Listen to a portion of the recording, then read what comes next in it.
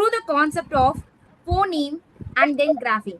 Without these two, we can't get the letters. Okay?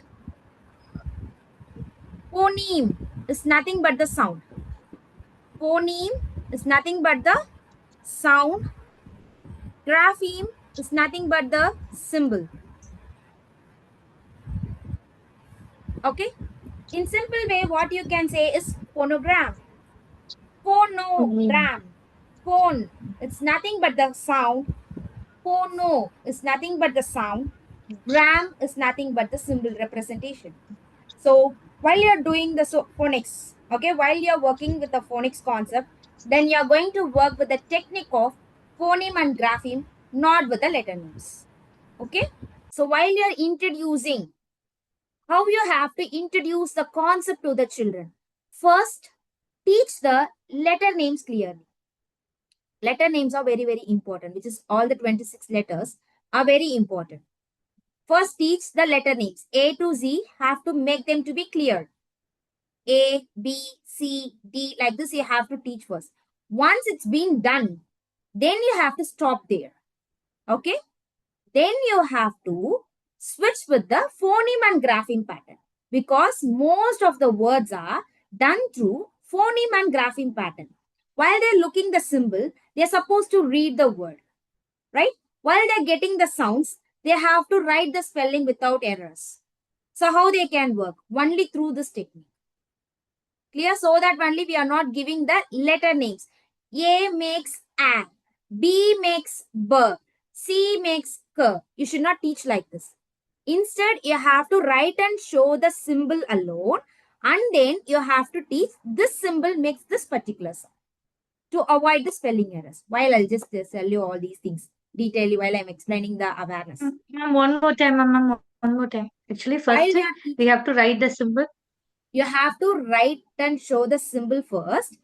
Then you have to say that we are learning the sound for this particular symbol. Like you are going to teach this symbol means first write down the symbol. Or have a flash Uppercase or lowercase? Sorry? Anything. Or you can show both. Anything. Both the flashcards you can have with you. Okay, I'll teach you how it should be done. All the things I'll be covering here. Okay? Just an intro I'm giving here. Okay? Okay, fine.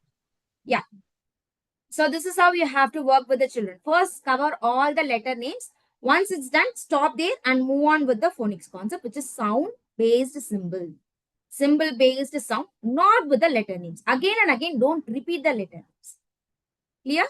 Because when to make the letter name as a sound, for that we have separate rules. There they can learn that particular concept. So you should not confuse them by giving blankly. Then after learning the sounds, what have to be done? That we are going to learn through the phonemic awareness. Okay. So without learning the sound, we can process with the phonological awareness. After learning the sound only, we can do with the phonemic awareness. Phonological awareness is nothing but it's an ability to recognize the spoken part of the sentence or the words. Okay. It just first we have to make the child to identify the word. How it can be done? Means just give a storybook to the children and say when the group of letters are there followed by a space, then the group of letters are a word. Like this, you have to give an intro. Because without the space, they can't identify it's a word. Right? So how important the space is, that they need to know. Why we are giving a space in the sentence? Why we need to give? We can join and we can make the words, right? In the sentence. But we are not doing. To identify the word, right? Without knowing whether it's a word or not, then how the child can process, right? So we are just giving an awareness with the words. That's number one. The syllable is nothing but chunking a word as a part. Once you done with the sound, just write and show the word. Just simply write and show the word like you're doing like C-A-T means now child have to make the sound now. They have to make the sound. How? Based on the symbol. They have to identify the sound through the symbol. When you make the symbol, then they have to make k, followed by the symbol, then they have to make a. Then, t. So when they make the sound individually, by looking the symbol. Then it is called as isolating, which is identifying the sound through the symbol. Clear? Once they are identifying the sound, once it's been identified, then we are going to move on with the blending. Blending is nothing but joining the sounds together to pronounce the word. Just we are going to connect the first two sounds together. Ah. Together, if we drag, what sound we will be getting? Ah. We will get the sound like cat. With the sound of cat, we have to join the next sound. Cat. Cat. We get one word, right? So blending is completely for reading purpose. Segmenting is completely for writing purpose. They have to identify the symbol through the sound. You're just calling the word like pan. You just said the word as pan means I'll have to identify. Like this, the sound have to be identified. Once the sound is being identified, then what was the first sound? Per means what they have to do? They have to make the symbol. Then a. Then Ma'am, Okay. I have a doubt. Yes, please. Few words we have silent letters in it.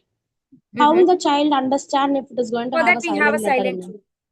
We have the silent rule. Based on the rule only, we can make the letter silent, not blankly, right? Because of the Okay. supporting letter only. Directly, the letter can't be silent, right? Based on the supporting I letter understand. only, the letter can be silent. If we give that clearly, then they can avoid it, right? Then it works. Okay, thank you. Yes, okay. Now, phonics is completely a sound language. For example, here I have given the word S-U-N and S-U-G-A-R. Both the word are starting with S-U, but it sounds like same. The word is sun and the word is sugar. Both are two different words. In two different way we are pronouncing, right? One is with the regular sound, the another one is with an alternative sound. We have a rule. We have some small tips also to make an exception. In that way, only when letter S is followed by U, then S makes sh sound and U makes oo sound. Like we are calling the word like sure, S-U-R-E, right? So when letter S is followed by U, then S can make sh sound. Like this, we can give some small tips for the exception. As for the International Phonics Chart, we have 44 sound. Okay, how many letters we have in English? 26 letters. 26. For the 26th letter, as per the International Phonics Chart, we have 44. 24 consonant phoneme and grapheme and 20 vowel phoneme and grapheme. So totally 44 sound. When two letters are making one sound,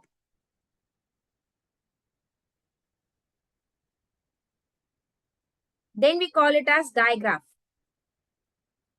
When two letters are making one sound, then we can call it as digraph. In digraph, we have two types. One is vowel digraph. Another one is consonant digraph. When two letters are vowel, both the letters are vowel and it makes one sound, then we consider it as vowel digraph. For example, O-A together. O-A. Two vowels are going to make the first letter name as a sound like O, like in the word boat. So it's a vowel digraph. When two letters are consonant and it makes one sound, then it is called as consonant digraph. Like SH. SH together makes sh, like in the word ship. Okay. When three letters are making one sound, then we call it as trigraph. Next, four letters are making one sound, then we call it as quadgraph. Here, IGH together makes I, like in the word light. Four letters together, CIAL makes shall, like in the word special. Like this. Okay. Any combination. Just for the example, I have given one, but we have many. Okay, I'll teach you all about that. Okay, the concepts, everything I'll give. Just have an idea about the digraph, trigraph, and then quadgraph. When two letters are making one sound, then it is digraph. Three letters are together, then it's called as trigraph. Four letters are making one sound, then it is called as quadgraph. Okay? Yeah. Ma'am, Yes, doubt please. I have. Yes, please. Like digraph, do we have like monograph also? Like it's just a sound of Monograph a is single nothing but a letter. single sound. A single letter sound is called as Hmm. monograph. Hmm. This digraph means it can Digraph be means like two letters. blending.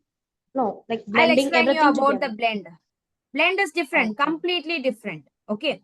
I can give you after this concept Okay. so that Okay. you can understand about the digraph. Okay. Digraph and then the blends. What is the difference between digraph and blend? That I'll say. Okay. Now, teach the next sound. T mixed means the learned sound which we have which we done before. Through that you have to combine and you have to make the word. AT together. Ta, again, it's just a sound. So we can shuffle. Sat, sat, the as, das, st, a, sta, the at, that. Like this we can make, right? So how many words we are getting? Sat, tat, at. After completing the third sound, we are getting 3 words here. Already we done with 1 word, so totally 4 words after learning 3 sounds. Then I makes I sound. Again, using the I sound, we have to do blending, which is we have to make the child to read. How many words we can do here? Is, and then it, it, it's, it, tit, right? Then assist. This also we can do, right? After completing the fourth sound, 1, 2, 3, 4, 5, 6 words we done. Already we have learned 4. So totally 10. Right after learning the next sound, the blending word list will be doubled. Hardly child will be reading more than 50 plus words.